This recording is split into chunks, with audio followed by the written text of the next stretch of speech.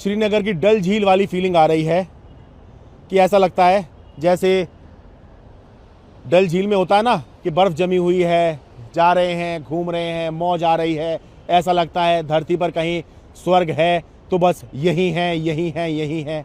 बिल्कुल वैसी वाली यहाँ पर फीलिंग आ रही है। लेकिन जो स्मेल आ रही है, जो बदबू आ रही है, वो ये बता रही है कि वो वाली जो फीलिंग आ रही है वो झूठी है। ये श्रीनगर की डल झील नहीं है बल्कि यमुना मैया है जो सालों से इसी हाल में पड़ी हुई है। देखिए ज़रा, झाग ही झाग हैं, झाग ही झाग।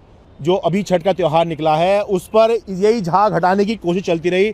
दिल्ली सरकार ने, दिल्ली की नई बीजेपी सरकार ने यहाँ पर जो है बोट चलवाई, बोट लगातार घूम रही थी ताकि यहाँ पे झाग चले जाएं। फिर स्प्रे कर रहे थे कि स्प्रे यहाँ से हट जाए।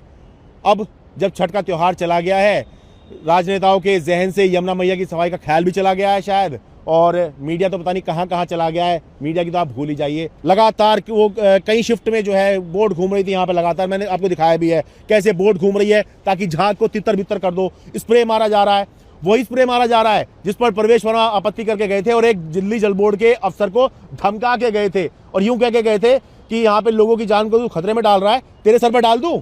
ये प्रवेश वर्मा कह रहे थे दिल्ली जल बोर्ड के अफसर को, जब वो वही केमिकल डाल रहा था जो वो बता रहा था कि ये NMCG, national mission for clean Ganga द्वारा अप्रूव्ड है। वही केमिकल डाल रहा था जो अब उनकी सरकार आने पर उन्हीं के मंत्रालय के तहत होते हुए जो दिल्ली सरकार है वो यहाँ पर यमुना में डलवा रही थी। सवाल ये है कि भाई जब आज आप ये कह रहे हो कि भाई 2030 तक 29 तक जाके यमुना साफ होगी, तो फिर छठ के समय वो कौन लोग थे जो ये कहते हैं हाँ यहाँ पे डुबकी मारी है, यमुना बिल्कुल साफ हो गई है। डुबकी मार मार के बीजेपी के लोग ही दिखा रहे थे यमुना मैया बिल्कुल साफ हो गई है, डुबकी मारी है, और छोड़िए पी पी के दिखा रहे थे पानी। क्या ये पानी पीने लायक हो सकता है? देखिए एक बार फिर से देखिए, झाग से अलग भी एक बार दिखा दो जरा, पानी का रंग कैसा है यहाँ पर देखिए जरा। क्या ये पानी आप पी सकते हैं? बीजेपी के लोग यही पानी पी पी के दिखा रहे थे। अरे भाई क्यों? इसलिए दिखा रहे थे कि बिहार में चुनाव चल रहा है, इसीलिए तो दिखा रहे थे। और ये जो अब सफाई चल रही थी, जो लगातार यहाँ पर बोट घूम रही थी, वो बोट भी अब यहाँ पे घूमनी बंद हो गई है। वो केमिकल जो छिड़का जा रहा था वो भी अब यहाँ पर नहीं छिड़का जा रहा है। अब आप देखिए नीचे भी सफ़ेद सफ़ेद सही हो रहा है। ऊपर देखिए एक बार, ऊपर भी यही हाल है। सामने एक बहुत ऊंची बिल्डिंग है वो दिख ही नहीं रही है। मेट्रो भी यहाँ से लाइन जा रही है, देखिए मेट्रो की लाइन एक बार देखना शुरू कीजिए। देखिए यहाँ से आगे जाकर मेट्रो भी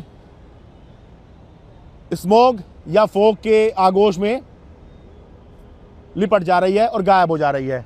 ऊपर ये पुल गुजर रहा है, ये इसकी भी विजिबिलिटी बहुत ख़राब है, बहुत कम दिख पा रहा है। और जो बोट में बता रहा हूँ ना, वो बोट अब जो है किनारे पे पड़ी हुई है। जो बोट यहाँ लगातार घूम रही थी अब यहाँ कुछ नहीं घूम रहा है। अब ऐसे ही हाल पे छोड़ दिया है कि जब कह ही दिया है कि भाई 2029 में जाके साफ़ होगी, तो फिर यहाँ पर जो है वो घुमाने से क्या फ़ायदा? बताइए ज़रा। ये यमुना साफ़ हो सकती है? कोई ये वाला पानी पी सकता है?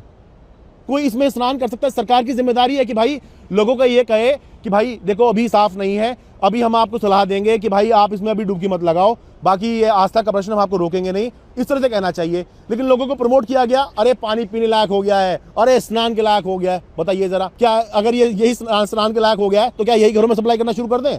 यहीं से सीधा लीजिए और सीधा भिजवाइए घर पर। क्यों ट्रीटमेंट प्लांट में कोई पानी जाए? ये तो सीधा पानी है ही नहीं, ये तो जैसे सीवर से हो के आ रहा है, कहीं से नालों से होके आ रहा है। ये ट्रीटेड पानी थोड़ा ही है। अगर ट्रीटेड होगा झाग बनेंगे क्या?